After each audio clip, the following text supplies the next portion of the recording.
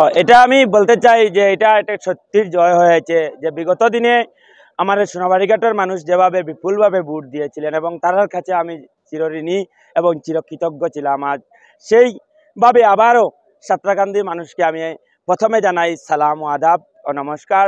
তার সঙ্গে তাদেরকে আমি জানাই আন্তরিক অভিনন্দন। আমি মনে করি না যে সাঁতরাকান্দি জিপির মানুষ একটা অন্যার প্রতিবাদ সাব্যস্ত করেছেন, এটা আমি মনে করি না ভোট।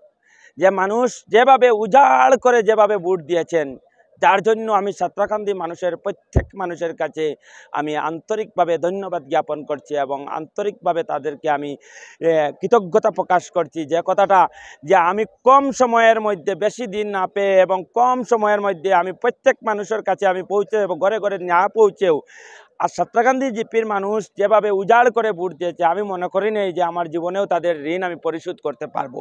তবে আমি চেষ্টা করব যে এই সাঁতরাকান্দি জিপির মানুষের ঋণ আমি পরিশোধ করা।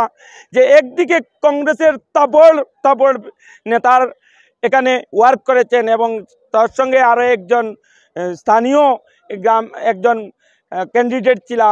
এরপরেও আমি নবগঠিত জিপি থেকে গিয়ে যে দনেহরি গ্রাম থেকে গিয়ে সাঁতরাকান্দি গ্রামের মানুষ যেভাবে ভোট দিয়েছেন সেই কথাই আমি প্রকাশ করতে পারি না। আমি মনে করি নেই যে এই সাঁতরাকান্দি প্রত্যেক গ্রামের মানুষকে যদি আমার মাথায় করে যদি একদিন করি তাদেরকে আমি ঘুরেই, তবুও তাদের ঋণ আমি পরিশোধ করতে পারবো না। সম্ভবত আমি চেষ্টা করব আমার সহধর্মিনী এবং আমি আমার সপরিবার যে এই 5 বছর কার্যকালের ভিতরে সাঁতরাকান্দি প্রত্যন্ত অঞ্চলের মানুষের সুখে দুঃখে থাকতাম এবং তাদের পাশে থাকতাম এবং যেভাবে মানুষে অন্যায় এবং অবিচারের বিরুদ্ধে ভোট দিয়েছেন আমি একটা প্রতিবাদ সাব্যস্ত করেছেন।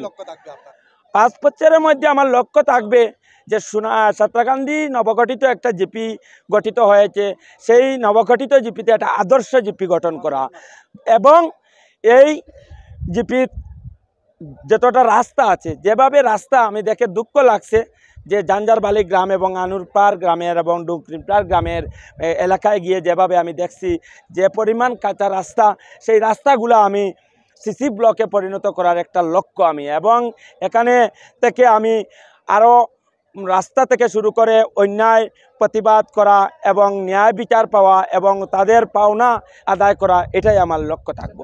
ধন্যবাদ। এখন পর্যন্ত কাউন্টিং চলছে, কিন্তু আমি মনে করছি 1000 ভোটে আমি লিড করবো। এখন পর্যন্ত 700 ভোটে লিডটা করছি।